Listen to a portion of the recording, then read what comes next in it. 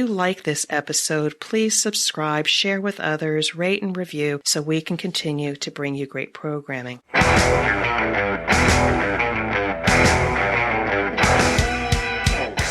is The Thing About Cars, a podcast for car enthusiasts and the people who love them.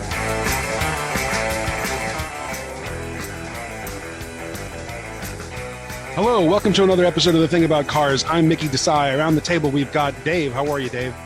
Apparently, I'm an old obscenity.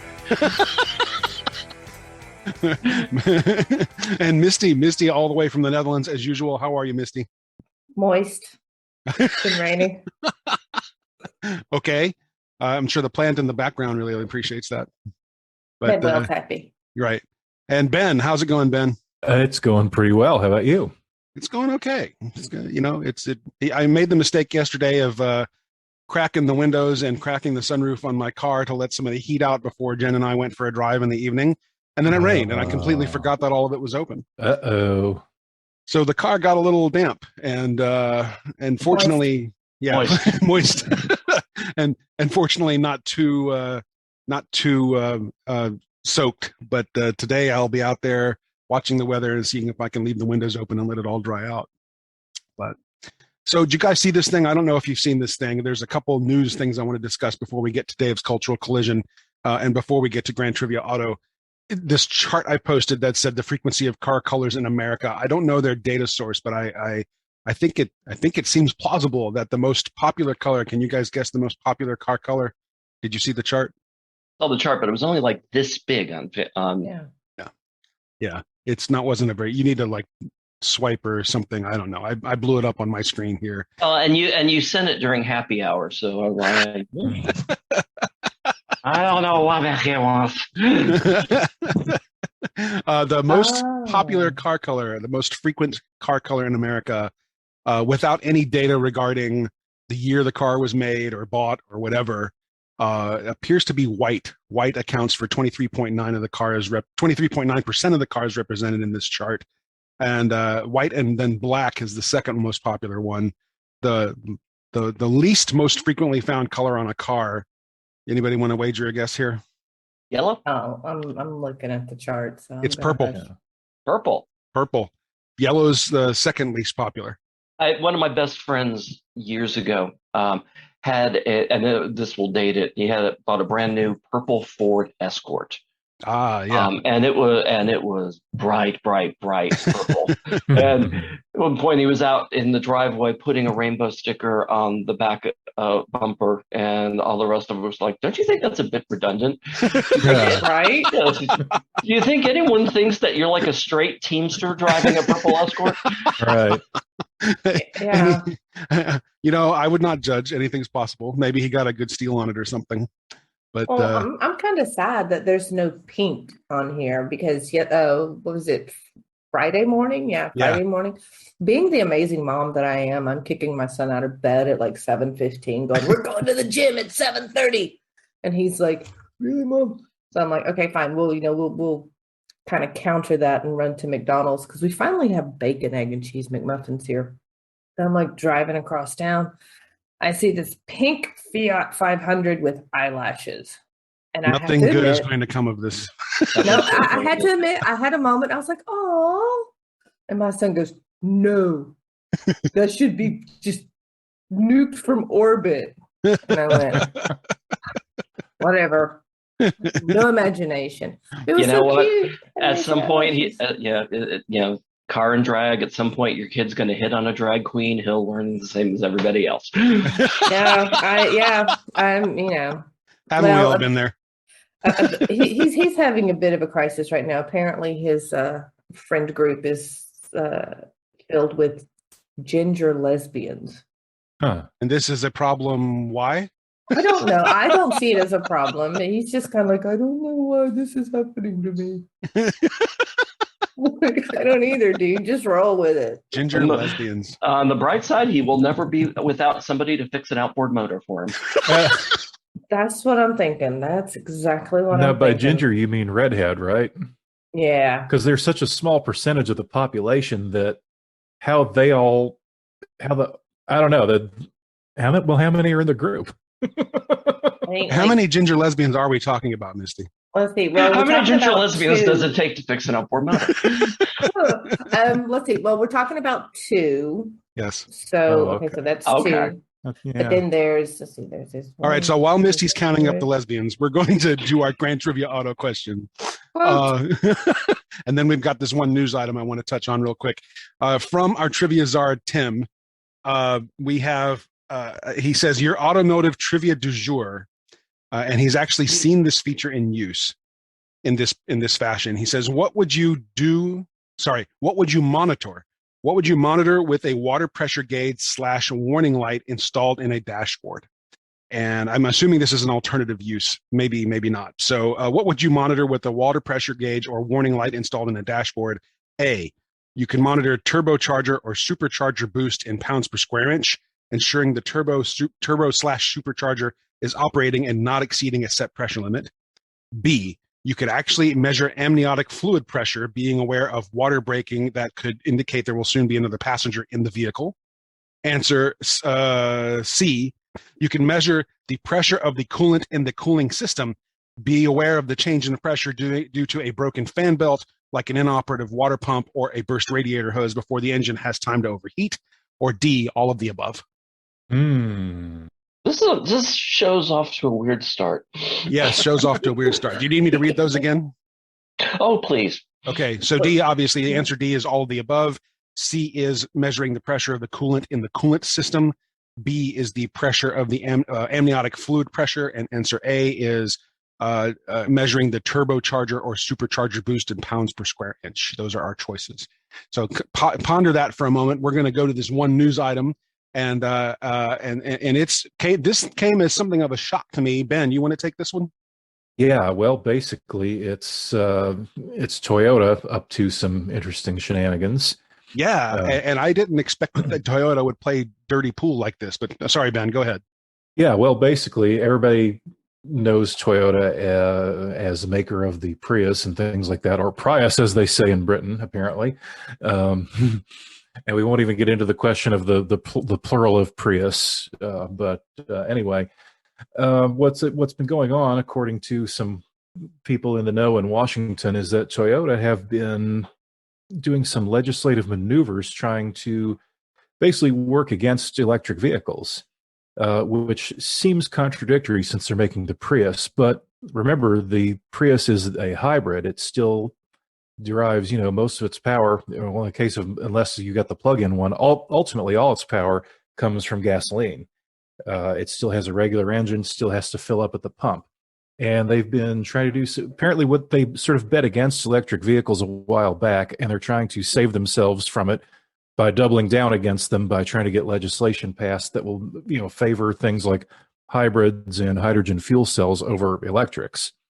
Right. They want to essentially thwart the production of electric vehicles, right? Or at least slow the rollout of them. Right. Yeah.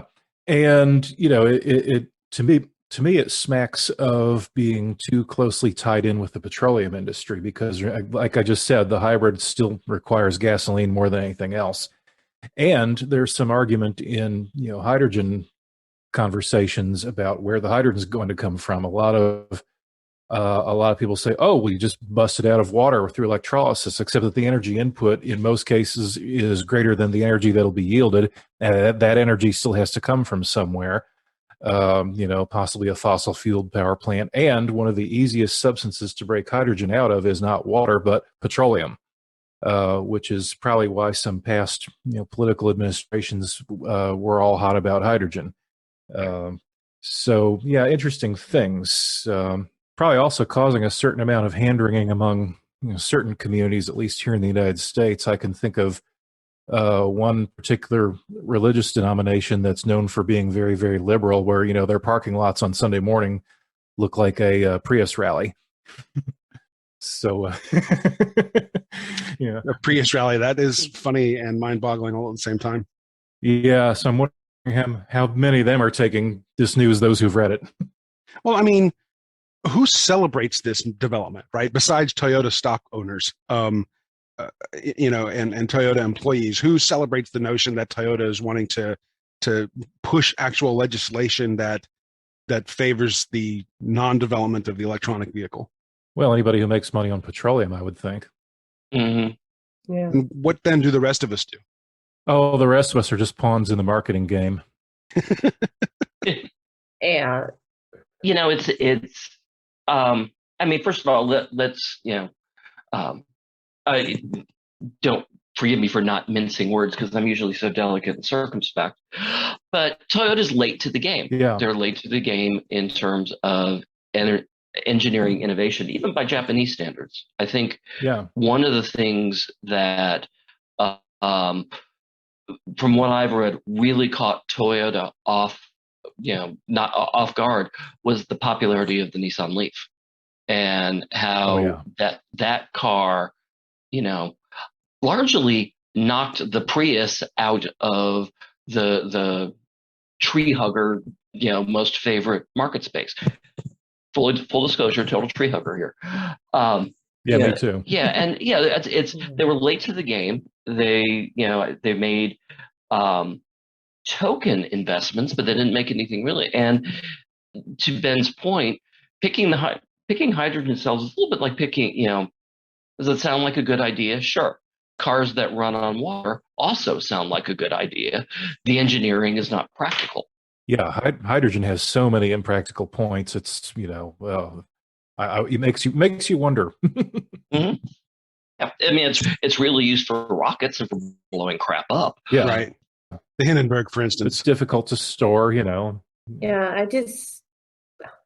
don't know. To me, this is just more motivation to really fight to get lobbyists off the planet. There you go. I'm not even, I'm not even playing. Speaking of not mincing words, yes. First colonists being sent to Mars, all of the lobbyists. Yes. Y'all have fun with that, considering I highly doubt any of you are, hunters, gatherers, crafters, Well, have you guys have all read Hitchhiker's Guide to the Galaxy, yes? Oh, yeah. Yes. Many times. So that one episode or that one chapter where that one planet put all the people on the spaceship and just shot them out to nowhere, that included, what was it, politicians, people who cleaned the phones. Politicians, phone sanitizers, nail technicians. And like marketers, I think. Something like that. Yeah, advertising and marketing specialists. Right. And Arthur Dent has this realization that, that's who's on this thing. Yeah, but the sad thing was the other colony with all the useful people was wiped out by a phone disease. A telephone-borne virus. Telephone-borne virus. So I mean, Toyota's playing dirty pool, and I guess Ben's right. I guess there's nothing else to do except to watch and see what unfolds, except maybe call your legislator and tell the legislator to get Toyota's head out of their butts, right? And vote with your dollars. Right. Yeah. Agreed. It's probably also not a good idea to say to your legislator, Congressperson, yes, I'm trying really hard to see things from your point of view. Unfortunately, I've come to the conclusion that I'm not flexible enough to get my head that far up my ass. There is a more delicate way to describe that, Misty. And my previous part of my career, we used to give certain clients and managers in my company what was known as the Plexiglass Navel Award. That was so you could see where you're going with your head so far up your ass. I like that. But on the other hand, it's also apparent that you've never lived in the 9th District in Georgia. Oh, God, let's not even talk about that. I think the medical term is cranial rectal inversion, right? Right. That's it. As long as that's not the title of this episode, that's good. Right. So I guess I'm out of doing the show notes. No, if you do the show notes, it has to be called Ginger Lesbians, something like that. Speaking of, I finished my calculations, and Ginger Lesbians make up about 1/4 to 1/3 of the group. Your son has got his priorities in the wrong place, Misty. I don't know. They're a great group of kids. Yeah, they're in their 20s, but they're a great group of kids, and once again, the show evolves into a random story problem. Yeah. Well, I thought maybe we should open with the picture you posted, Dave, of the butter melting in the pan, and I was going to make a comment to the effect of that that watching butter melt in a pan is just kind of pleasant, right? It's sort of It's mesmerizing. it's mesmerizing and Yes. sexy all at the same time. Yeah. So if a Prius carrying 4 ginger lesbians departs at 5:30 and goes 50 miles an hour, Departs Amsterdam at 7:15 a.m. Right. You know, how many cups of coffee have they consumed by the time they hit Eindhoven? That's it. Dave, what's our cultural collision for today? So actually, cultural collision is a conversation I've been wanting to have with Ben, and the subject line of this is, when does a car become a classic versus just being old? Now, the context for this, I've been driving my Jeep Wrangler for, since I bought it in 2008, and I loved it. And last week, my partner and I were out of town and went to go pick up the rental car, and they had a brand new Wrangler Sahara, and went and drove it, and it was wonderful. It was everything I love about my Jeep, with a couple of really nice improvements, and just enjoyed the hell out of it. And was thinking, I came back and just, Googled the question, first of all, when is a car a classic versus a antique? And the rule of thumb, which has been set by the insurance industry, is a car is considered a classic if it's 20 years old. A car is considered an antique if it's 40 or more years old. But just the age alone couldn't be a classic designator. And I'm basing this on the first car I truly loved. In 1996, I bought a brand new Mercury Capri convertible. I alone in the world really loved this car. Everyone else, thought it was basically it was a knockoff Miata, and I fielded all kinds of unkind comments, but I adored that car, and I would probably still have it today, but it would not be considered classic. It would just be considered old. So the question I put in front of the field, mostly in front of my esteemed colleague Mr. Lauer, is what beyond that age mark, what makes a car classic versus just being old? snob appeal. We're not mincing words at all this episode. This is just Well, yeah, I mean, think about it. Because the whole trying to parse out definitions for these reminds me of that scene toward the beginning of the Dead Poet Society, where Robin Williams' character is having the boys in the class read that forward in the poetry textbook about putting poems on a scale, then having them rip the pages out. To me, it's all in the eye of the beholder. Now, that said, you can take something like, say, a 65 or 66 Mustang. Yeah, it's pretty cool, and you can pick one up for $15,000 to $25,000 depending on the particulars. You can take a 65 or 66 Ferrari and pick one up for about 100,000 times that. It's just a kind of a matter of, it's not so much the age, it's everything else. It's all the subjective stuff. right. It is this. I'm sorry, Misty. Go ahead. Yeah, this just hit me. I don't think it's necessarily snob appeal as much as it's romance. Yeah, that's a kinder way to put it.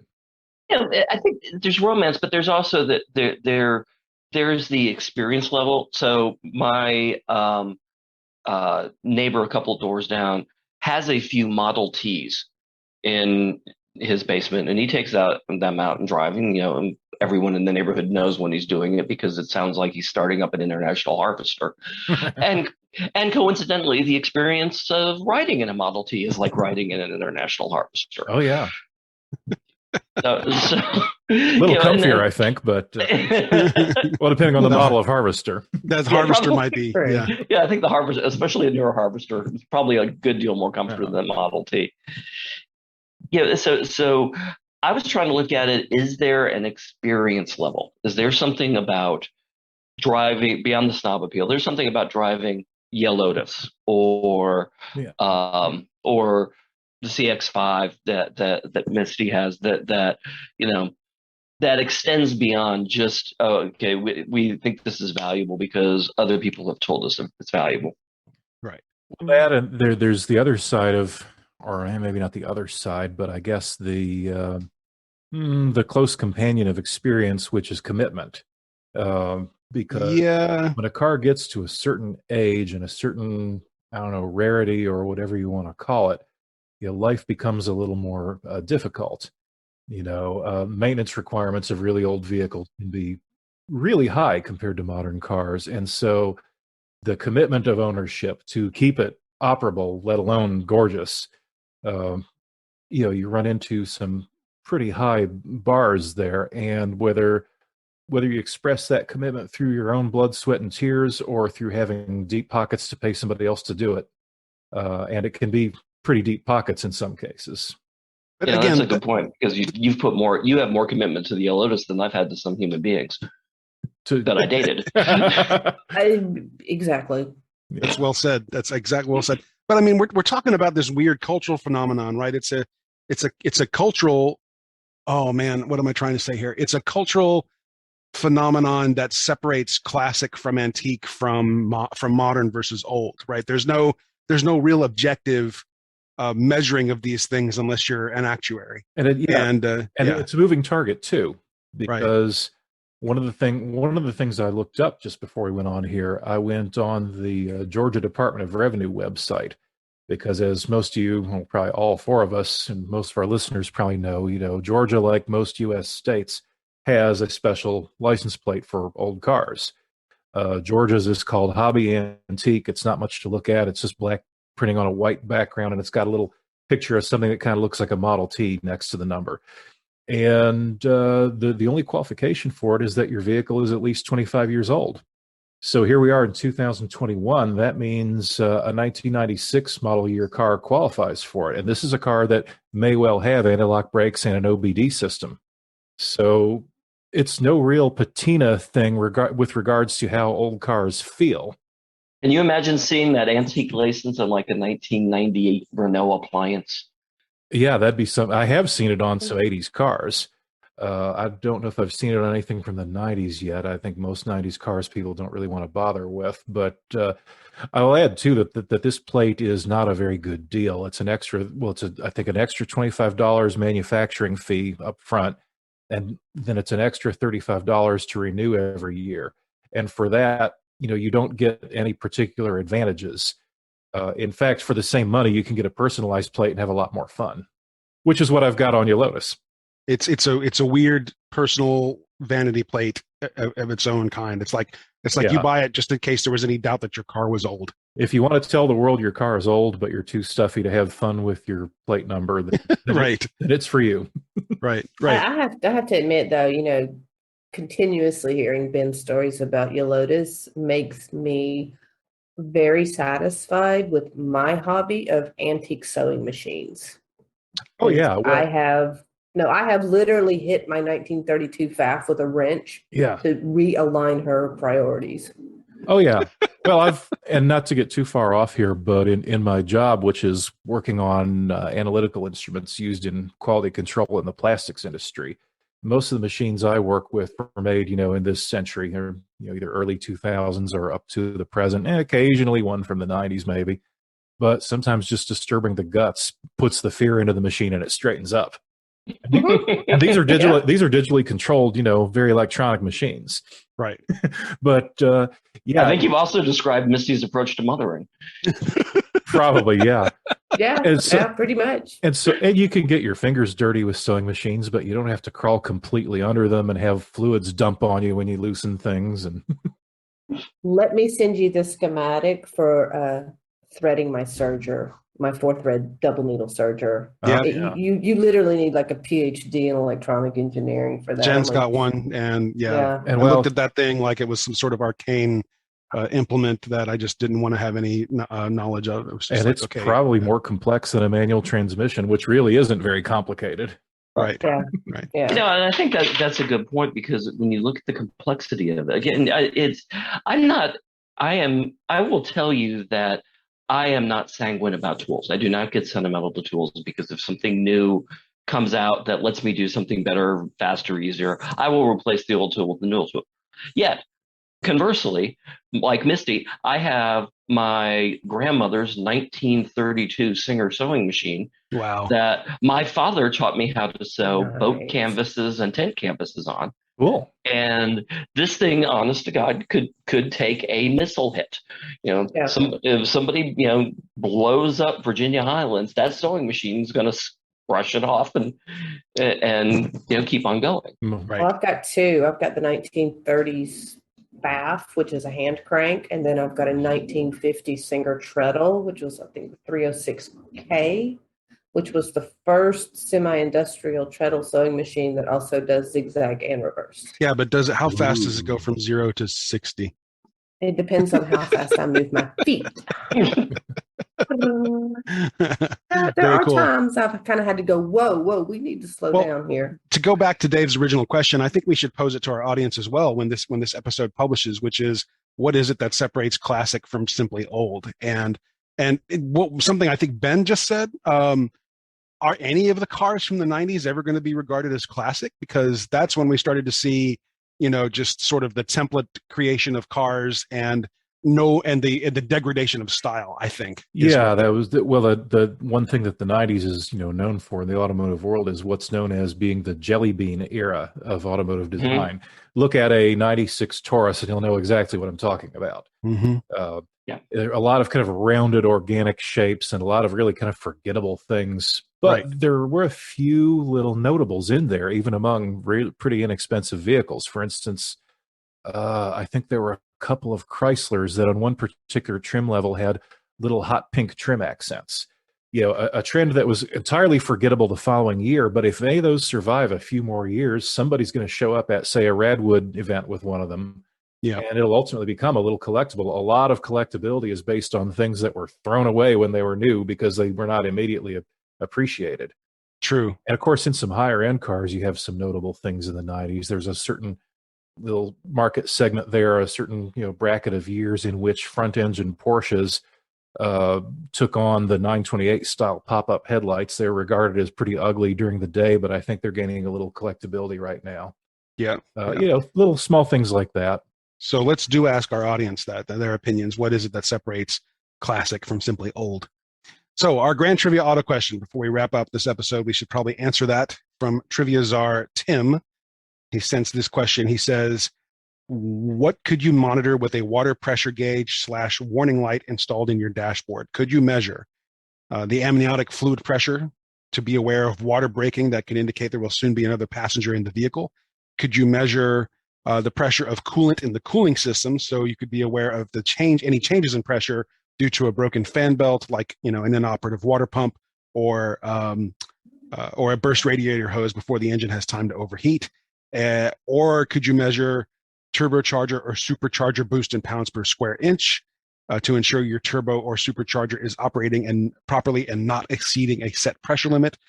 Or could it simply be all of the above? Dave, you want to take the first guess? Well, one of the things that strikes me as you're using the word could versus would. Could you measure amniotic pressure? Sure. Would you measure amniotic pressure? Probably not. And does the gauge have a fine enough resolution for the difference involved? And my experience being the brother of an OBGYN is that the noise level tells you much more about the impending third passenger than a pressure gauge is going to be. So I can verify that from personal experience. So I'm going to go with the cooling system. Cooling system? The pressure in the cooling system? Misty, what do you think? Yeah, I've been tossing it up between the cooling system and the turbo, but I think I'm going to have to go with the coolant system as well. And Ben? Yeah, I was thinking too that all of them could technically happen. The measuring apparatus for the one we've already discussed could be interesting, but exactly how you position the sensor and what kind you use and that sort of thing. But no, I think the cooling system is the most likely, given that Tim has seen this in use with his racing background. I think there probably is at least one race car out there that's actually got a cooling system pressure gauge. You could do it with the turbo because they're both gauges that measure pressure.